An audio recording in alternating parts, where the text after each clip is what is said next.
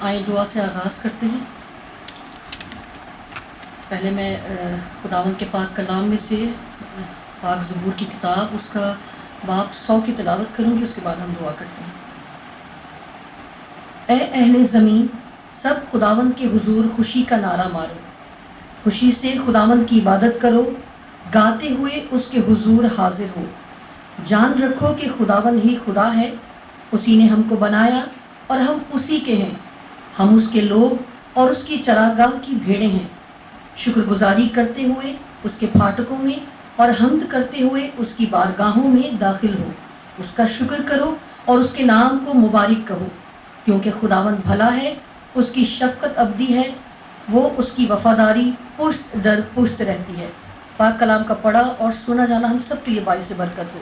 آئیے اپنی آنکھوں کو بند کرتے ہیں اور دعا کرتے ہیں۔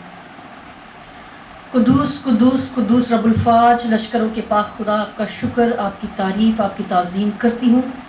آپ جو خداوند اس کل کائنات کے خالق اور مالک ہیں، ہمارے پیدا کرنے والے رب ہیں، آپ کا شکر ادا کرتی ہوں خداوند، آج کے اس دن کے لیے، اس وقت، اس گھڑی کے لیے آپ کی شکر گزاری کرتی ہوں، اور خاص کر پاک خداوند اس جگہ کے لیے آپ کی شکر گزاری کرتی ہوں جہاں پر ہم سب اکٹھے ہیں۔ پاک خدا، آپ کے خداوند پاک لہو کو، آپ کے پاک فرشتوں کی باڑ کو یہاں پر قیام زن کرتے ہیں اور ایمان رکھتے ہیں خداوند کی کوئی بھی ابتری، کوئی بھی ناچاکی یہاں پر نہیں ہوگی۔ پاک خدا، ایمان کے ساتھ خداوند نے اس پورے ٹائم کو، پوری مینجمنٹ کو خداوند آپ کے سپرد کرتے ہیں اور منت کرتے ہیں خداوند کے ساری چیزوں کو اپنے ہاتھ میں لیجئے اور سب چیزوں کو پایہ تکمیل تک خداوند بحسن خوبی خداوند پہنچائیے گا۔ پاک خدا، خداوند دونوں مناظر کے لیے پاک خداوند، خداوند ان کے ساتھیوں کے لیے پاک خداوند، اور جتنے لوگ آ چکے ہیں ان کے لیے بھی خداوند آپ کی شکر گزاری کرتی ہوں۔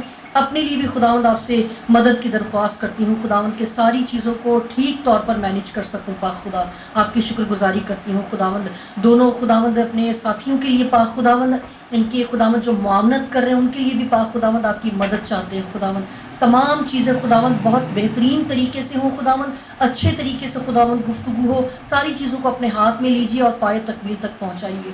میرا ایمان ہے خداوند کہ آپ نے اس دعا کو سن بھی لیا اور قبول بھی کر لیا۔ یہ سب کچھ آپ کے جلالی مقدس فتح مند نام سے لے کر مانگتی اور بڑے ایمان سے پاتی ہوں، آمین۔ آپ سب کی سلامتی ہو۔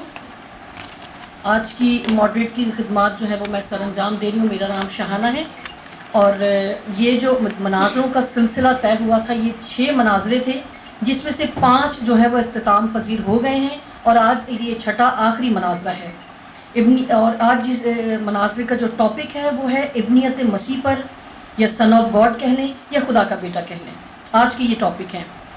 اور اہل مسیحیت کی طرف سے میں تعارف کرواتی چلوں، مسز غزالہ شفیق ہیں، یہ ان کا 3را مناظرہ ہے۔ یہ پاسٹر ہیں، یہ ہیومن رائٹس ایٹیکیٹس کی جو ہے کرسچن ہیں، اور کرسچن مشنری ہیں، بائبل کی استاد ہیں، اور مشہور عالمہ مسیحی بھی ہیں۔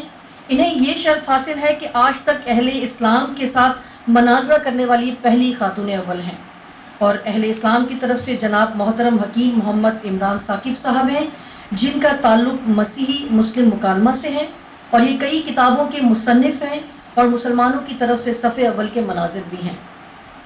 اب میں آپ کو رولز بتا دیتی ہوں، یہ پلیز ذرا غور سے سن لیجئے آپ لوگ۔ 40 منٹ کی دونوں طرف سے جو ہے وہ پریزنٹیشنز ہوں گی، اور وقت کا جو ہے پلیز خاص خیال رکھیے گا، اور اس کے بعد 25 منٹ کا ریبیٹل ہوگا، اس کے بعد 10 منٹ کا کنکلوژن کا ٹائم دیا جائے گا۔ اگر آپ جو کچھ سوالات پیچھے رہ گئے ہیں اس کو اگر آپ کور کرنا چاہیں تو یہ 10 منٹ میں آپ کر سکتے ہیں، اور دونوں طرف سے جو ہے 3 سوالات پوچھے جائیں گے، اور 5 منٹ پہلے، یعنی 35 منٹ ہو جاتے ہیں تو میں 5 منٹ کے بعد آپ کو کچھ نوک کروں گی، کسی کتاب کو لے کر، کسی پین کو لے کر آپ کو انڈیکیٹ کروں گی، اور جب 40 منٹ ہو جائیں گے تو میں کنٹینیوسلی آپ کو انڈیکیٹ کروں گی۔ تو پلیز وقت کا خیال رکھیے گا، کوشش کریں کہ آپ اپنے وقت پر ہی ختم کریں، اور اگر کوئی مناظر وقت لینا چاہے تو پھر پلیز اگر وہ لیں گے تو دوسرا جو مناظر ہوگا وہ اس کو ایگری کرے گا تو ہی الاؤ کیا جائے گا، اور میری آپ سے ریکویسٹ ہے کہ کوئی بھی بیچ میں جو ہے وہ ڈسٹرب نہ کرے۔ جیسے آپ کچھ کہنا چاہتے ہیں تو پلیز اس کو کنٹرول کریں، اس پر ہم بعد میں ڈسکس کریں گے۔ یہ صرف اس لیے بتا رہی ہوں تاکہ ماحول جو ہے وہ اچھے طریقے سے شروع ہو اور اچھے طریقے سے اختتام پذیر ہو۔ محترم محمد حکیم صاحب کے ساتھ جو معاونت کریں گے وہ ہیں جناب عبداللہ غازی صاحب، اور جناب حافظ عبدالاسلام فیصل صاحب، اور پاسٹر غزالہ شفیق کے ساتھ جو معاونت کریں گے وہ پاسٹر شفیق صاحب بیٹھے ہیں، اور تھامس مسیح جو ہے وہ معاونت کی خدمات سر انجام دیں گے۔ تو میں آپ دونوں سے ہی پوچھنا چاہوں گی کہ پہلے یہاں پر کون آ رہا ہے؟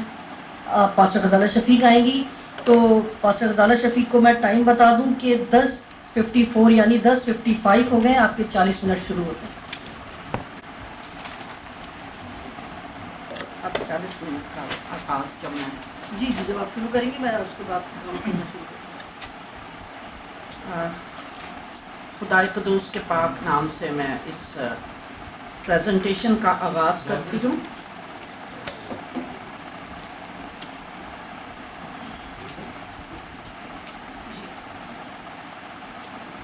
آج جس موضوع پر ہم مناظرہ کرنے والے ہیں وہ ہے ابن خدا، خدا کا بیٹا، مولود مقدس یسوع مسیح کی ذات مبارک کو بیان کرنے کے لیے بائبل مقدس میں 198 مختلف القابات آئے ہیں۔ ان کو القابات کہیں، ٹائٹلز کہیں، نام کہیں، ان کی ذات اقدس کو 198 مختلف ناموں کے ساتھ کلام خدا میں مخاطب کیا گیا ہے۔ کروڈنس کنکارڈنس کے مطابق جو کہ 1737 کی اشاعت ہے، اور اسی طریقے سے قرآن مجید کے اندر یسوع مسیح کو، مسیح ابن مریم کو 93 جو مختلف جگہوں پر مخاطب کیا گیا ہے بائی نیم، اور 183 بار جو ہے ان کا ذکر مختلف حوالوں سے قرآن مجید کے اندر ہے۔ بائبل مقدس کے اندر یسوع مسیح کے لیے بے شمار القابات استعمال کیے گئے ہیں۔ میں بتاتی چلی جاؤں کہ جب لقب کا لفظ استعمال کرتے ہیں تو کچھ کرسچنز کو بھی اس پر اختلاف ہوتا ہے، لیکن میں اپنی کرسچن آڈینس کے لیے بتاتی چلی جاؤں کہ یہ قاموس الکتاب کا حوالہ 100 القابات اور اس کے اوپر جو کہ ٹائٹل دیا گیا ہے القاب مسیح، تو یہ میری ذاتی اختراع نہیں ہے کہ میں اس کو لقب کہتی ہوں۔ تمام اسکالرز ٹائٹلز لقب اور یہ القابات مثلا خدا کا بیٹا، خدا کا قدوس، خدا کی حکمت، خدا کی خلقت کا مبدع، خدا کی قدرت، خداوند اور منجی، صبح کا ستارہ، یہودا کا شیر ببر۔ اور جب فرشتے نے مریم کو، حضرت بی بی مریم، سیدہ بی بی مریم کو خوشخبری دی تو انہوں نے کہا کہ روح القدس کی قدرت تجھ پر سایہ ڈالے گی اور اس سبب سے وہ مولود مقدس خدا کا بیٹا کہلائے گا، اور اس کا نام ایمانویل رکھا جائے گا۔ ایمانویل کا جو لفظ ہے یہ بائبل میں 3 جگہوں پر استعمال ہوا ہے، متی کی انجیل میں، اور اس کے ساتھ ساتھ متی 1:27، یسایہ 7:14 اور یسایہ 8:8 میں۔ یہ ایمانویل یعنی خدا ہمارے ساتھ، یہ 3 الفاظ کا مجموعہ ہے، لیکن بعد میں یہ ایک ہی لفظ کے طور پر، اور اس کو بائبل مقدس میں بالکل واضح طور پر بیان کیا گیا، خدا ہمارے ساتھ، یعنی خدا مجسم ہو کر زمین پر آیا اور انسانوں کے ساتھ اس نے سکونت کی۔ یوحنا کا پہلا خط اور اس کا پہلا باب، اس میں لکھا ہے کہ ہم نے اس کا جلال دیکھا، ہم نے اسے دیکھا، غور سے دیکھا، بلکہ اسے چھوا، اور ہم اس کی تصدیق کرتے ہیں۔ اچھا، میں نے بتایا کہ بائبل مقدس میں یسوع مسیح کے 198 مختلف القابات ہیں، لیکن جو لقب سب سے زیادہ جس کو مس انڈرسٹینڈ کیا گیا، اس وقت جو ہے یہودی جو ہیں وہ اس لقب کو نہ سمجھ سکے۔ خدا کا بیٹا یہ لقب اس وقت یہودی سمجھے کہ جب یسوع مسیح اپنے آپ کو، یا یسوع مسیح کو خدا کا بیٹا کہا گیا ہے، تو وہ سمجھتے تھے کہ یہ اپنے آپ کو خدا کے برابر ٹھہراتے ہیں یا اپنے آپ کو خدا ڈکلیئر کرتے ہیں۔ یہودیوں کو مس انڈرسٹینڈنگ، وہ اس کے جو معنی لیتے تھے، وہ سمجھتے تھے کہ یہ جسمانی ہے اور یہ اپنے آپ کو روحانی یعنی خدا کے برابر یا خدا ٹھہراتا ہے۔ اسی طرح جو اہل اسلام ہیں، جب وہ خدا کے بیٹے کا لفظ سنتے ہیں تو وہ اس کے روحانی نہیں بلکہ جسمانی معنی لیتے ہیں کہ آپ جب خدا کا بیٹا کہتے ہیں تو خدا نہ خواستہ خدا کی ذات کے ساتھ شرک کرتے ہیں یا اس کے خدا کے برابر ٹھہراتے ہیں اور خدا کا کوئی بیٹا نہیں۔ خدا کا بیٹا صرف علامتی نام یا لقب یا ٹائٹل ہی نہیں بلکہ یہ اس کی خدائی صفات، قوت، قدرت اور خدائی مرتبے کا مظہر ہے۔ رومیو میں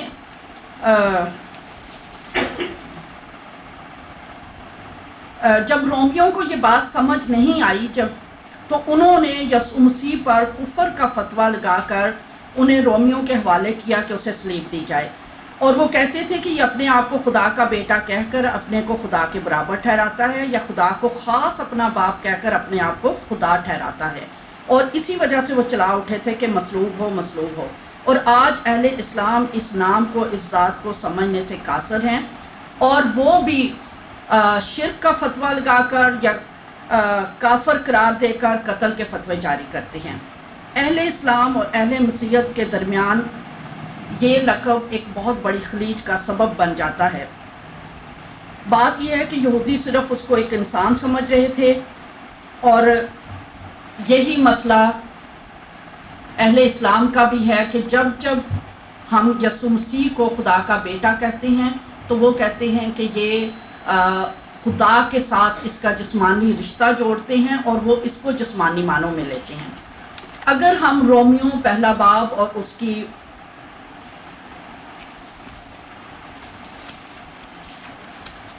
تیسری اور چوتھی آیت تلاوت کریں، جو کہ کلام خدا میں سے میں تلاوت کر دیتی ہوں۔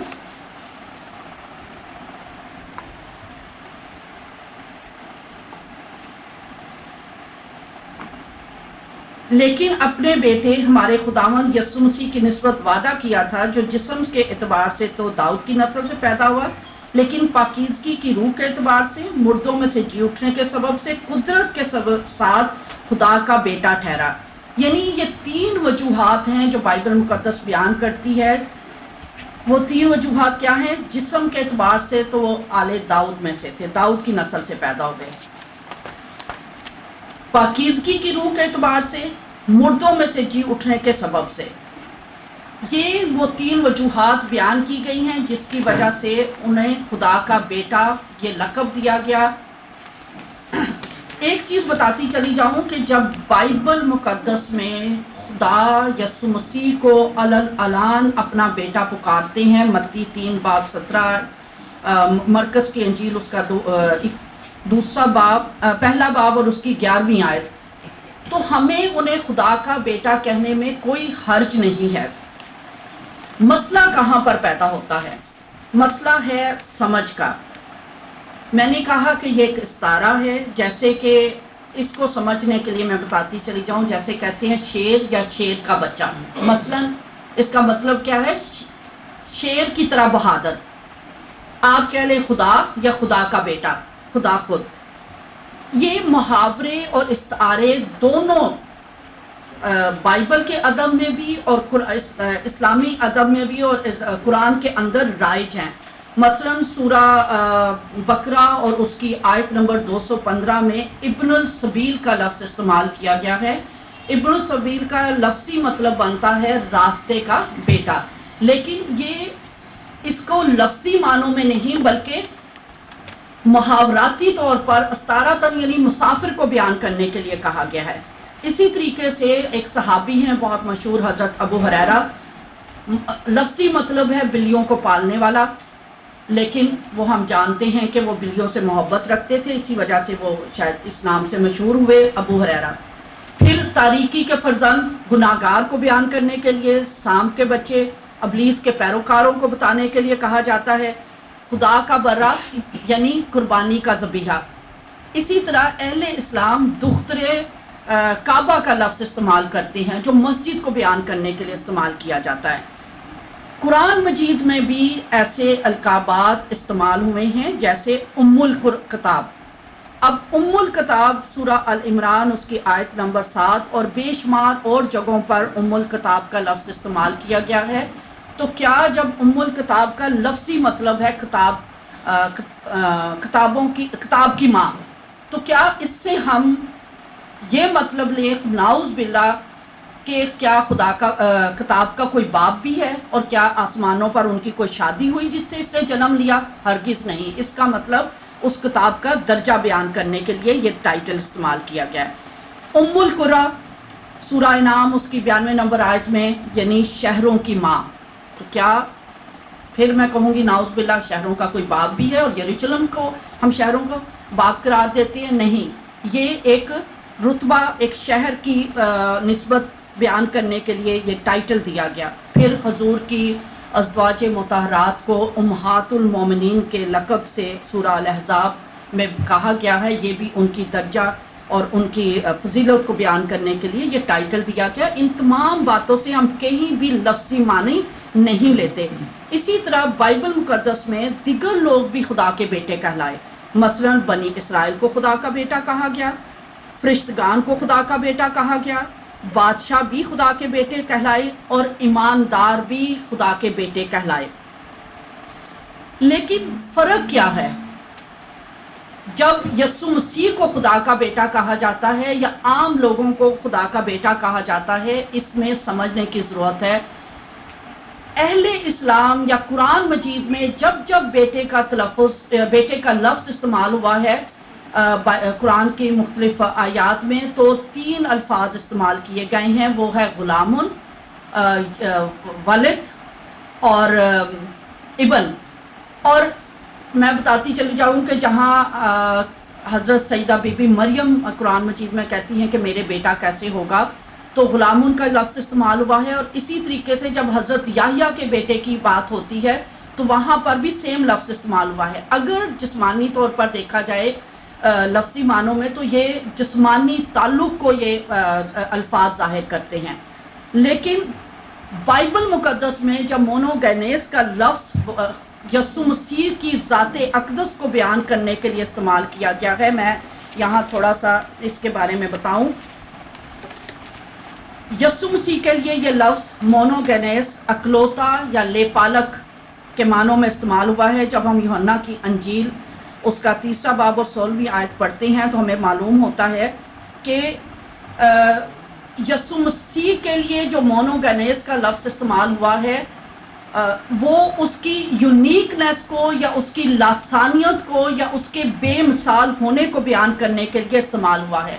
اچھا، ایک اور چیز بتاتی جاؤں کہ خدا کے بیٹے کا لفظ چاہے عام انسانوں کے لیے استعمال کیا گیا یا ایمانداروں کے لیے یا یسوع مسیح کے لیے، یہ خدا کے اور انسان کے درمیان جو قرب کا تعلق ہے، محبت کا تعلق ہے، اپنائیت کا تعلق ہے، انسان اور خدا کے درمیان جو محبت کا رشتہ ہے، اس کو بیان کرنے کے لیے بھی خدا لوگوں کو بیٹے کے لقب سے نوازتا ہے۔ بائبل میں لکھا ہے کیونکہ خدا نے دنیا سے ایسی محبت رکھی کہ اس نے اپنا اکلوتا بیٹا بخش دیا تاکہ جو کوئی اس پر ایمان لائے ہلاک نہ ہو بلکہ ہمیشہ کی زندگی پائے۔ اس آیت میں اکلوتے کے لیے یونانی لفظ مونوگینیس استعمال ہوا ہے، جس کے مطابق یونانی لغت کے مطابق یہ 2 لفظوں کا مجموعہ ہے، مونو اور گینیس۔ مونو کا مطلب ہے واحد، گینیس جنم دیا ہوا، لیکن یہاں پر جب یہ جنم دیا ہوا کا لفظ جس سے اہل اسلام غلط فہمی کا شکار ہو جاتے ہیں، وہ جنم یعنی جسمانی پیدائش کو آشکارا نہیں کرتا بلکہ یہ بتاتا ہے کہ یہ بے مثال بیٹا ہے، یہ اس جیسی اس کی کوئی نظیر نہیں ملتی، یہ نرالا ہے، اس جیسا کوئی اور ہے ہی نہیں، جیسے بائبل میں کہتے ہیں ایدے ورگا تو اور کوئی جمیا ہی نہیں، اس کی اور کوئی مثال دنیا میں نہیں ہے۔ بہت مشہور ہمارے ایک اسکالر ہیں ڈاکٹر R.C. سپرول، اپنی کتاب میں لکھتے ہیں کہ یونانی لفظ یہاں پر جو باپ اور بیٹے کے لیے استعمال ہوا ہے، یہ وہ اس یکتا بے مثال رشتے کو بیان کرنے کے لیے استعمال ہوا ہے۔ مونوگینیس کا لفظ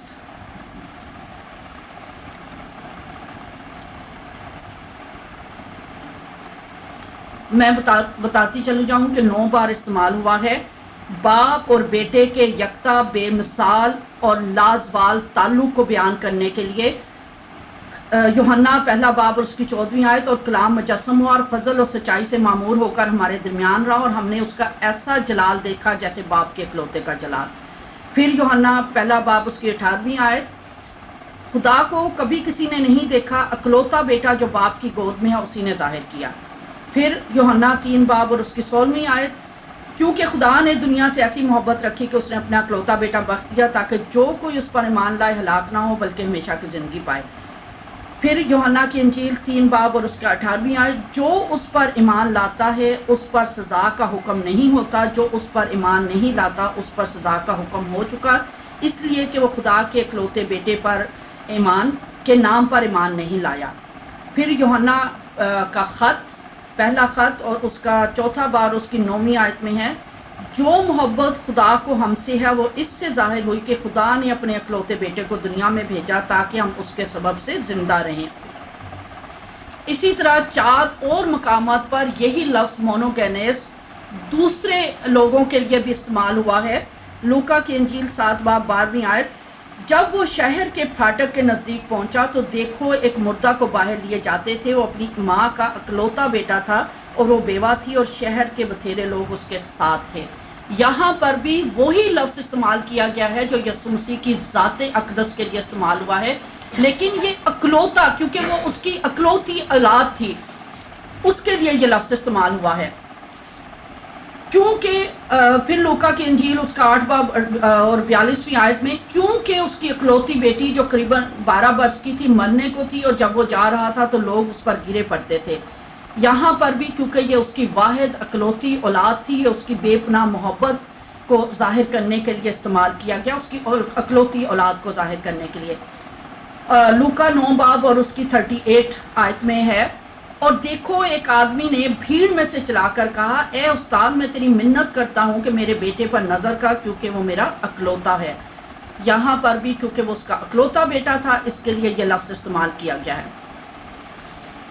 جہاں یہ اکلوتے کا لفظ استعمال ہوتا ہے مونوگینیس، تو اہل اسلام بار بار یہی سمجھتے ہیں کہ یہ جسمانی پیدائش کے لیے ہے۔ میں اس کو ایک اور مثال سے واضح کرنا چاہوں گی کہ عبرانیوں 11واں باب اور اس کی 17ویں آیت میں یہ لفظ دوبارہ استعمال ہوا ہے، اور یہ استعمال ہوا ہے حضرت اسحاق کی پیدائش کو بیان کرنے کے لیے۔ ایمان ہی سے ابراہیم نے آزمائش کے وقت اسحاق کو نظر گزرانا، اور جس نے وعدوں کو سچ مان لیا تھا وہ اس اکلوتے کو نظر کرنے لگا۔ تو یہاں پر مونوگینیس کا لفظ کس لاسانیت کو ظاہر کرنے کے لیے استعمال ہوا ہے یہ ہمیں سمجھنے کی ضرورت ہے۔ اگر اکلوتا جس معنوں میں اہل اسلام سمجھتے ہیں تو ہم جانتے ہیں کہ حضرت اسحاق حضرت ابراہیم کے اکلوتے بیٹے نہیں تھے، اس سے پہلے حضرت اسماعیل موجود تھے۔ تو کیوں یہاں پر یہ مونوگینیس کا لفظ استعمال کیا گیا؟ کیونکہ حضرت اسحاق کی پیدائش کے بارے میں وہ یونیکنس ظاہر کرنے کے لیے کہ وہ بزرگ تھے، اور خدا نے ان سے وعدہ کیا تھا کہ تیرے وعدہ کے مطابق بیٹا پیدا ہوگا اور سارا ہی سے پیدا ہوگا، اور اس کے ساتھ خدا اپنا عہد باندھے گا۔ تو اس وجہ سے یہ اس سینس میں نہیں ہے کہ جسمانی پیدائش، بلکہ یہ اس لاسانیت کو، یونیکنس کو یا بے مثل ہونے کو بیان کرنے کے لیے بائبل مقدس اس لفظ کو استعمال کرتی ہے۔ پھر میں بتاتی چلی جاؤں کہ مونوگینیس کا لفظ جو کہ اہل اسلام اس کو سمجھنے میں قاصر رہتے ہیں، اور یہ اور کن معنوں میں استعمال ہوا؟ یونانی ادب میں مونوگینیس کا لفظ بہت بار استعمال ہوا۔ پلیٹو نے اپنی کتاب ٹائمس میں آسمان کے لیے یہ لفظ استعمال کیا ہے، ون اونلی بیگاٹن ہیون۔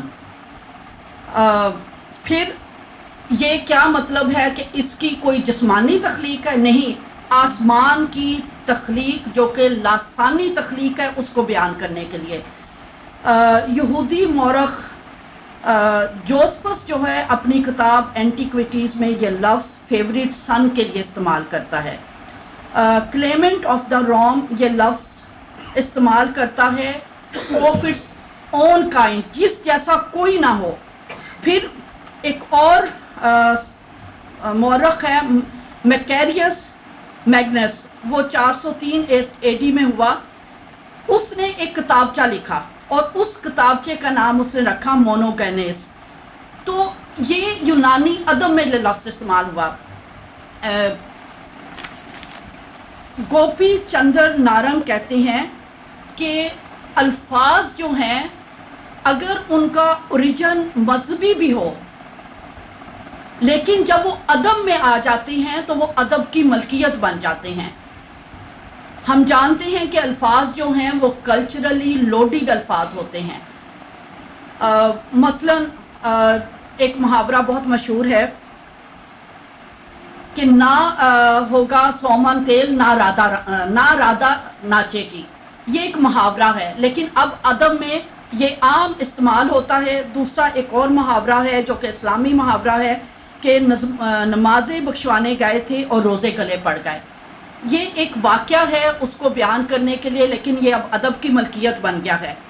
फिर हम आम अल्फाज रोज़मर्रा की ज़िंदगी में बोलते हैं, दिल में, मेरे दिल में मोहब्बत है या दिल में नफ़रत है। अब आपको पता है कि दिल में ना मोहब्बत होती है, दिल में ना नफ़रत होती है, लेकिन हम इसको कल्चरली, क्योंकि ये हमारे यहाँ राइज हो गए हैं, दिल का निशान बना देते हैं, उसमें एरो लगा देते हैं, सब समझते हैं।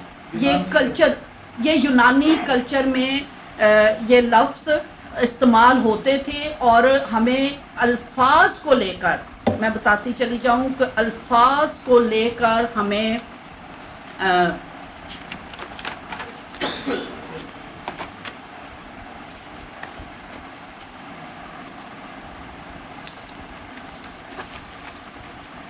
खुदा की ज़ात पर हमें ना तो बहतान तराशी करना चाहिए और ना ही अकायद को बिगाड़ने के लिए अल्फाज के आम फ़ानी अकायद और मज़ाहिब के दरमियान इंतशार फैलाने के लिए अकायद के आम मानी को, अल्फाज के आम मानी को इस्तेमाल करना चाहिए। मैं कह रही थी कि 3 वजूहात बाइबल मुक़द्दस ने बताई हैं कि जिसकी वजह से उन्हें ये टाइटल दिया गया। वो वजूहात क्या हैं कि वो खुदा की ज़ात का नक्श था और खुदा के जलाल का परताव था। अब्रानियों पहला बाब और उसकी 3री आयत। फिर लिखा है अब्रानियों ही पहला बाब उसकी 6ठी आयत में कि खुदा के सब फरिश्ते उसे सिजदा करेंगे। वो अपनी ज़ात में बेमिसल था, उस जैसा कोई और ना था। इस वजह से उसको ये टाइटल दिया गया, उसको ये लक़ब दिया गया और उसको ये दर्जा दिया गया। आप उसे खुदा कह लें या खुदा का बेटा कह लें, ये जो लक़ब इस्तेमाल किया गया है, मैं बार बार इस चीज़ पर ज़ोर देती हूँ कि ये उसकी लासानियत को बयान करने के लिए इस्तेमाल किया गया। फिलिपियों 2 बाब उसकी 10वीं आयत में लिखा है कि हर एक घुटना उसके आगे झुकेगा।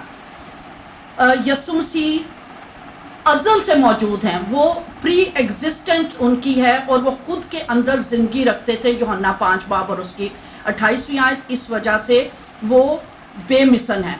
वो ना सिर्फ अव्वल ना सिर्फ आखिर, बल्कि अव्वल और आखिर दोनों हैं। मुकाशवा पहला बाब और उसकी 18वीं आयत। फिर मुकाशवा पहला बाब और 8वीं आयत, उसमें लिखा है कि मौत और आलम अरवाह की कुंजियाँ उनके पास हैं। फिर लिखा है वो क़यामत और ज़िंदगी है, इस वजह से वो बेमिसल है। वो दुनिया का नूर है, इस वजह से वो बेमिसल है। वो अजीब मशीर खुदाए कादर, अब्दियत का बाप और सलामती का शहज़ादा है। यसाया 9 बाब 6 आयत, इसलिए वो बेमिसल है। वो आलमगीर निजात दहिंदा है और दुनिया की आखिरी उम्मीद है, इसलिए वो बेमिसल है। ये एक डिवाइन टाइटल है जिसको समझने की ज़रूरत है कि ये इलाही लक़ब है। यीशु मसीह ने कहा पेशतर इससे कि इब्राहिम था मैं हूँ। यूहन्ना 8 बाब और उसकी 48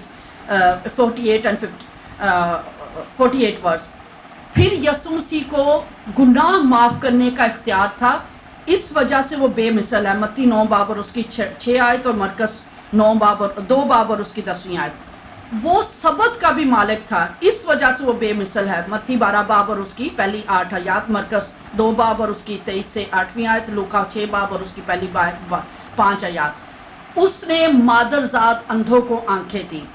پھر اسلامی تاریخ ہے کہ اس کو پیدائش کے وقت ابلیس نے چوکا نہیں لگایا، بخاری شریف میں، اور سورہ آل عمران اس کی 36ویں آیت میں ہے کہ نہ صرف اسے بلکہ اس کی ماں اور یسوع مسیح دونوں کو ابلیس کی سے محافظت میں دے دیا گیا تھا۔ پھر یوحنا 13 باب اور اس کی 13ویں آیت میں ہے، یسوع مسیح کہتے ہیں کہ تم مجھے استاد اور خداوند کہتے ہو اور خوب کہتے ہو کیونکہ میں ہوں۔ کیونکہ وہ بے مثل تھے اس وجہ سے ان کو یہ ڈیوائن، یہ الہی لقب دیا گیا۔ یہودیوں کا کیا مسئلہ تھا اس کو بھی سمجھنے کی ضرورت ہے۔ یہودی کہتے تھے کہ یہ خدا کو خاص اپنا باپ کہہ کر اپنے آپ کو خدا کے برابر ٹھہراتا ہے، اس لیے یہ واجب القتل ہے۔ یوحنا 5 باب 18 آیت، یہ آدمی ہو کر اپنے آپ کو خدا بناتا ہے اس لیے واجب القتل ہے۔ یوحنا 10 باب اور اس کی 33ویں آیت۔ اور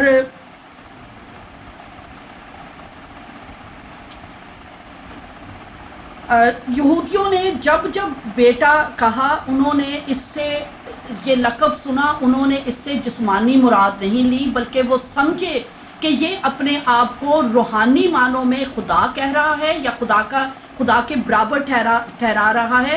اسی وجہ سے سردار کاہن نے جب یہ لقب سنا تو اس نے اپنا مقدس لباس پھاڑ ڈالا۔ متی کی انجیل اس کا 26واں باب اور اس کی 63-64ویں آیت۔ یہودی اس کو محض ایک بڑھئی کا بیٹا سمجھتے تھے، وہ کہتے تھے کہ اس کی بہنیں ہمارے ہاں ہیں، اس کے بھائی یہ ہیں۔ متی 13 باب اور اس کی 55-56 آیت، مرکز 6 باب اس کی 3 سے 4 آیت۔ مسیح کے بے مثل ہونے کو اہل اسلام بھی مانتے ہیں، قرآن بھی مانتا ہے۔ سورہ الزخرف اس کی 43واں سورہ ہے، سورہ الزخرف اس کا 63واں باب 63ویں آیت لکھا ہے کہ مسیح سری نشانیاں لے کر دنیا میں آئے، انہوں نے مٹی سے چڑیاں بنائی۔ سورہ آل عمران اس کی 49ویں آیت۔ دنیا اور آخرت میں وہ خدا کے قریب تھے، ان کو فضیلت دی گئی تھی، ان کو اس جہان میں بھی آخرت میں بھی برگزیدہ ٹھہرایا گیا۔ سورہ آل عمران اس کی 45ویں آیت۔ اسے کتاب حکمت، توریت اور انجیل دی گئی تھی۔ پھر دوبارہ کہتی چلی جاؤں کہ سورہ انہیں ابلیس نے چوکا نہیں لگایا تھا۔ کتاب آل عمران اور اس کی 36ویں سورہ آل عمران اس کی 36ویں آیت میں، سورہ النساء اس کی 171 آیت میں وہ کلمات اللہ ہیں، وہ روح اللہ ہیں، اس لیے بے مثل ہیں۔ بائبل میں بھی یوحنا کی انجیل میں ہے کہ ابتداء میں کلام تھا، کلام خدا کے ساتھ تھا اور یہی کلام مجسم ہوا۔ اچھا، پھر دوسری بات ہمیں سمجھنے کی ضرورت ہے کہ یہ جو بیٹے کا تصور مقدسہ بی بی مریم سے نہیں شروع ہوا کہ مقدسہ بی بی مریم کے ساتھ فرشتہ آیا اور اس نے کہا کہ روح القدس کی قدرت تجھ پر سایہ ڈالے کہ اس سبب سے وہ مولود مقدس خدا کا بیٹا ٹھہرائے گا، بلکہ خدا کے بیٹے کا عقیدہ، خدا کے بیٹے کا لقب، خدا کے بیٹے کا ٹائٹل بائبل میں شروع سے موجود ہے۔ میں نے یوحنا کی انجیل آپ کو پڑھ کے سنا دی۔ دانیل نبی کا صحیفہ اگر دیکھیں 3 باب اور اس کی 24-25 آیت، نبوکدنضر بادشاہ نے جب یہ حکم جاری کیا تھا کہ اس کو سجدہ کیا جائے تو سدرک، مسک، ابرنجو نے اور انہیں سجدہ کرنے سے انکار کیا تھا، تو نبوکدنضر بادشاہ نے ان تینوں کو آگ کی بھٹی میں ڈال دیا تھا۔ لیکن وہاں پر لکھا ہے کہ میں 4 شخص آگ میں کھلے پھرتے دیکھتا ہوں اور ان کو کچھ ضرر نہیں پہنچتا، اور چوتھے کی صورت الہ زادہ کی سی ہے۔ یہ الہ زادہ خدا کے بیٹا۔ پھر یسایہ نبی کا صحیفہ اس کا 7واں باب اور اس کی 14ویں آیت میں لکھا ہے کہ وہ ایک کواری حاملہ ہوگی اور ایک بیٹے کو جنم دے گی۔ پھر یسایہ 9 باب اور اس کی 6 آیت میں لکھا ہے کہ ہمیں ایک بیٹا بخشا گیا اور ہمارے لیے ایک لڑکا تولد ہوا۔ پھر زبور 2 اس کی 7ویں آیت میں اور اس کی دوسری آیت میں اور اس کی 7ویں آیت میں بھی داؤد نبی بھی بیٹے کا بیان کرتے ہیں۔ تو یہ عقیدہ پہلے سے موجود تھا۔ مریم سے جب یسوع مسیح نے پیدائش لی تھی تو یہ ان کا جسمانی تجسم تھا۔ ہمیں جو سمجھنے کی ضرورت ہے کہ یہ بظاہر پیدائش تھی، وہ روز اول سے موجود تھے. یسوع مسیح نے خود کہا بیشتر اس سے کہ ابراہیم تھا میں ہوں. یسوع مسیح نے مریم کے بطن سے جنم لیا تھا. یہ ایک جسمانی، یہ متجسم آپ کہہ لیں، یا متجسم ہوئے تھے یا تجسم اختیار کیا تھا. ہمیں تجسم میں، حلول میں اور اتار میں بھی فرق کرنے کی ضرورت ہے. حلول جو ہے وہ دو ذاتوں کا آپس میں مکس ہو جانا ہے، جبکہ یسوع مسیح خدا تھے، جسمانی طور بطن میں جنم لیا تھا، جسم اختیار کیا تھا. وہ کامل خدا تھے اور کامل انسان تھے. اور اس تجسم کو اسلام بھی مانتا ہے. اگر آپ سورہ مریم اور اس کی آیت نمبر 17 میں دیکھیں، لکھا ہے کہ میں نے اپنی روح بھیجی، اور اس کے آگے لکھا ہے کہ وہ ایک مکمل انسان بن کر، ایک آدمی کی صورت، ٹھیک انسان کی صورت بن کر ان کے سامنے کھڑا ہو گیا. تو تجسم کا جو عقیدہ اسلام میں بھی موجود ہے، وہ فرشتے کے تجسم کا بیان کرتے ہیں. پھر آپ نے کہا کہ اگر خدا کا، اہل اسلام اعتراض کرتے ہیں کہ اگر خدا کے بیٹے کا مطلب خدا ہے تو پھر مسیح نے براہ راست خود کو خدا کیوں نہیں کہا؟ یسوع مسیح نے اپنے آپ کو خدا کا بیٹا کہہ کر یقیناً یہی بتایا، اور اہل یہود اس کو سمجھ رہے تھے. انہوں نے کہا کہ میں راہ، حق اور زندگی ہوں. ایک شخص منصور حلاج، اس نے کہہ دیا انا الحق، تو اس کو قتل کا فتویٰ لگا کر اس کو مار دیا گیا. تو یسوع مسیح بھی اگر خود ڈائریکٹ آ کر کہہ دیتے کہ میں خدا ہوں، تو ان کا جو مشن تھا، جس مقصد کے لیے وہ دنیا میں تشریف لائے تھے کہ تمام دنیا کے انسانوں کے لیے ان کے گناہوں کی خاطر وہ صلیب پر اپنا کفارہ دے، اس وجہ سے انہوں نے براہ راست یہ نہیں کہا کہ میں خدا ہوں، لیکن انہوں نے کہا کہ میں دروازہ ہوں، میں راہ، حق اور زندگی ہوں، میں الفا اور اومیگا ہوں، میں اول اور آخر ہوں، ہر ایک گھٹنا میرے آگے جھکے گا. مسیح جانتے تھے کہ اگر وہ واضح الفاظ میں کہہ دیں گے تو اہل یہود ہر وقت ایک خاص ایک ٹولہ تھا 20-25 لوگوں کا، فقی اور فریسی، وہ ان کے پیچھے لگے رہتے تھے. وہ ہر وقت اسی طاق میں تھے کہ ان کو پکڑیں اور ان کو قتل کریں، تو یسوع مسیح کا جو مشن تھا وہ ادھورا رہ جاتا. یسوع مسیح جانتے تھے کہ وہ واضح الفاظ میں ان کو پکڑنا چاہتے ہیں. کسی شاعر نے خوب کہا ہے، شرع اور آئین پہ مدار سے ہی ایسے قاتل کا کیا کرے کوئی. وہ جب دیکھتے تھے وہ کنفیوز ہو جاتے تھے کہ یہ تو یوسف کا بیٹا ہے، یہ تو بڑھئی کا بیٹا ہے، اس کی بہنیں تو ہمارے ہاں ہیں، تو یہ کیوں خدائی کا دعویٰ کر رہا ہے، کیوں اپنے آپ کو خدا کے برابر ٹھہراتا ہے.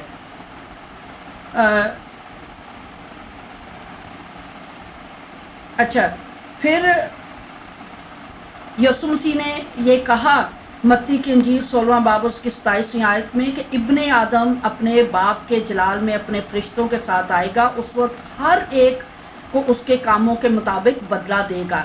یعنی انہوں نے اپنی اس حیثیت کو مختلف طریقوں سے بیان کیا انسانوں کے سامنے. ہاں، اگر وہ براہ راست کہتے میں خدا ہوں تو لوگ اس کو پکڑتے، سنسار کر دیتے اور ان کا مشن رک جاتا. اب ہمیں سمجھنا ہے کہ اسلامی تصور تثلیث کیا ہے.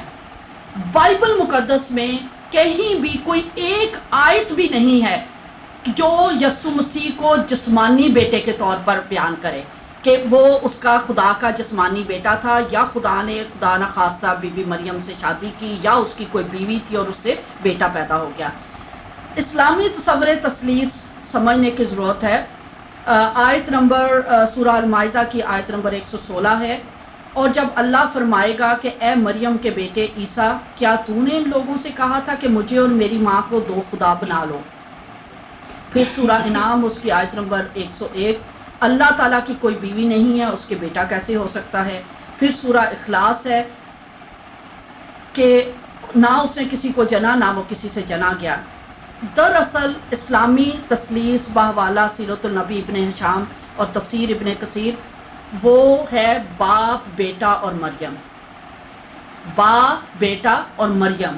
اور اس تثلیث کا کہیں بھی ذکر بائبل مقدس میں نہیں ہے. بائبل مقدس جس تثلیث کو بیان کرتی ہے وہ ہے باپ، بیٹا اور روح القدس. اور میں بتاتی چلی جاؤں کہ روح القدس کا ذکر قرآن مجید میں بدرجہ اتم موجود ہے. سورہ مریم اس کی آیت نمبر 35 میں ہے. یہ مناسب نہیں ہے کہ اللہ کسی کو بیٹا بنائے، وہ پاک ہے، جس چیز کا وہ ارادہ کرتا ہے وہ کہتا ہے اور وہ ہو جاتی ہے. پھر سورہ توبہ اور اس کی آیت نمبر 30 میں ہے کہ یہودی حضرت عزیر کو خدا کا بیٹا کہتی ہیں، نصرانی کہتے ہیں حضرت عیسیٰ خدا کے بیٹے ہیں. یہ بے حقیقت باتیں ہیں جو وہ اپنی زبانوں سے نکالتے ہیں، ان لوگوں کی دیکھا دیکھی جو ان سے پہلے کفر میں مبتلا ہوئے تھے، خدا کی مار ان پر. میں بتاتی چلی جاؤں کہ اسلامی تثلیث خدا باپ، بیٹا، مریم، یہ پوری بائبل میں کہیں بھی موجود نہیں ہے، اور نہ چرچ کی یہ تعلیم ہے اور نہ ایمانداروں کا یہ عقیدہ ہے. یہ بالکل ایسے ہی ہے. میں ایک مثال سے شاید اس کو آپ کو واضح ہو سکے کہ ایک بھیڑیا اور برے کی اگزامپل میں آپ کو دیتی ہوں کہ ایک بھیڑیا اور برا ایک ندی سے پانی پی رہے تھے. پانی کا رخ جو تھا اوپر سے نیچے کی طرف آ رہا تھا، اور بھیڑیا اوپر کی طرف پانی پی رہا تھا اور برا نیچے کی طرف پانی پی رہا تھا. بھیڑیے نے جب برے کو دیکھا پانی پیتے ہوئے تو اسے کہنے لگا کہ تو پانی کو گدلا کر رہا ہے. برے نے کہا جناب میں نیچے کی طرف پانی پی رہا ہوں اور آپ اوپر کی طرف پی رہے ہیں، پانی تو اوپر سے نیچے آ رہا ہے، میں کیسے اسے گدلا کر سکتا ہوں. تو بھیڑیے نے کہا اچھا. تو پھر وہ ایگزامپل کیا تھی کہ اچھا وہ تم نے جو ہے مجھے پچھلے سال گالیاں دی تھی. اس برے نے کہا کہ میری عمر تو ابھی صرف 5 ماہ ہے، میں کیسے پچھلے سال آپ کو گالیاں دے سکتا ہوں. تو بھیڑیے نے کہا اچھا یقیناً پھر وہ تمہارا کزن ہوگا، اور یہ کہہ کر اس پر جھپٹا مارا اور اس کو چیر پھاڑ دیا. تو بالکل اسی طریقے سے جو عقیدہ بائبل مقدس میں موجود نہیں ہے، اہل اسلام اس کو ہم پر لگا کر طرح طرح کے فتوے جاری کر دیتے ہیں. کیا نظریہ اسلام تثلیث کی درست تفہیم ہے؟ ہمیں یہ جاننے کی ضرورت ہے. سورہ حضرت بی بی مریم کو قرآن شریف میں بہت اتم درجہ دیا گیا ہے. انہیں 34 بار ان کا ذکر مبارک قرآن مجید میں ہے، لیکن ان کو کہا گیا ہے اخت ہارون، ہارون کی بہن. مریم، سورہ مریم اس کی آیت 28، سورہ تحریم اس کی آیت نمبر 12 کہ وہ عمران کی بیٹی ہیں. اور پھر عمران کی بیوی نے بھی ایک منت مانی بیٹے کی، اور اس کی جگہ بیٹی پیدا ہوگی جو کہ مریم ہے، جبکہ ہم جانتے ہیں کہ یہ منت کا جو سلسلہ ہے بائبل مقدس میں حنا اور سیمول کا ذکر ہے. حنا نے منت مانی تھی اور اس کے سیمول نبی پیدا ہوتے. پھر سورہ مریم اس کی آیت نمبر 51 سے 53 میں ہے کتاب میں موسیٰ کا بھی ذکر کرو جو کہ اس کے بھائی ہارون کا بھی ذکر ہے. سورہ آل عمران پورے خاندان کو بیان کرتی ہے، جبکہ اہل مسیحت جانتے ہیں کہ مریم جو کہ حضرت یسوع مسیح کی، خداوند یسوع مسیح کی جو ماں تھی وہ ایک دوسری خاتون تھی، اور جو موسیٰ اور ہارون کی جو بہن تھی مریم وہ بالکل ایک دوسری خاتون تھی. کلام خدا میں 7 مریم کا بلکہ ذکر ہے اور کبھی کسی کو ابہام نہیں ہوا. تو اگر اور یہاں پر ایک پوری سورہ اس کے والد کا نام سورہ عمران، جبکہ بائبل میں موسیٰ اور ہارون کے باپ کا نام عمرام ہے. یہ دوسری مریم ہے اور وہ دوسری مریم ہے. اگر مسیح اور مریم کے متعلق معلومات اتنی غلط ملت ہیں تو پھر سن آف گاڈ کی معلومات کو ہم کیسے معتبر مان سکتے ہیں؟ ہمارے پاس تو گواہوں کا ایک ایسا بڑا بادل ہے جو ہمیں گھیرے ہوئے ہے. عبرانیوں 12 باب اور اس کی پہلی 2 آیات. الجھن آپ کو ہے، اور اس وجہ سے میں چاہوں گی کہ اگر میرے پاس تھوڑا سا ٹائم ہے، 2 منٹ ہیں، عبرانیوں 10واں باب اور اس کی 12 آیات، تاکہ آپ تجسم کے نظریے کو اور زیادہ واضح طور پر سمجھ سکیں کہ کیوں یسوع مسیح کو جسم اختیار کرنا پڑا تھا.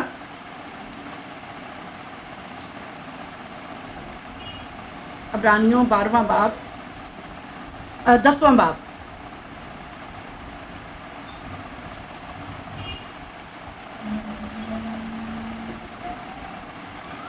کیونکہ شریعت جس میں آئندہ کی اچھی اچھی چیزوں کا عکس ہے اور ان چیزوں کی اصل صورت نہیں، ان ایک ہی طرح کی قربانیوں سے جو ہر سال بلا ناگہ گزرانی جاتی ہیں پاس آنے والے کو ہرگز کامل نہیں کر سکتی، ورنہ ان کا گزرنا موقوف نہ ہو جاتا.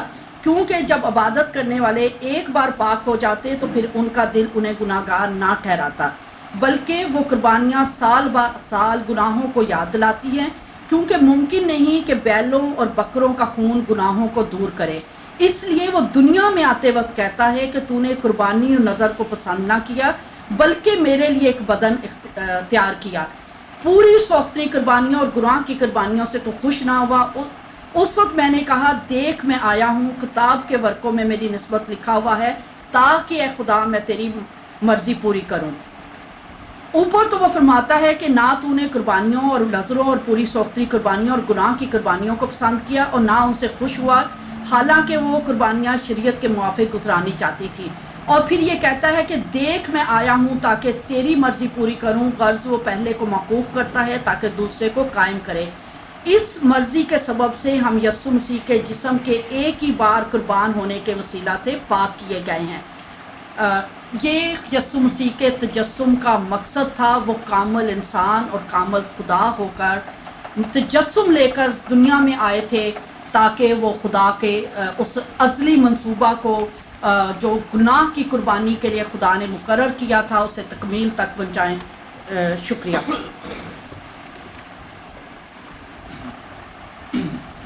اب جناب حکیم محمد عمران ثاقب صاحب کا وقت ہے، وہ سامنے آئیں اور اپنے دلائل پیش کریں، اور جو وہ کہنا چاہتے ہیں ان کے پاس پورے 40 منٹ ہیں، وہ سامنے آئیں.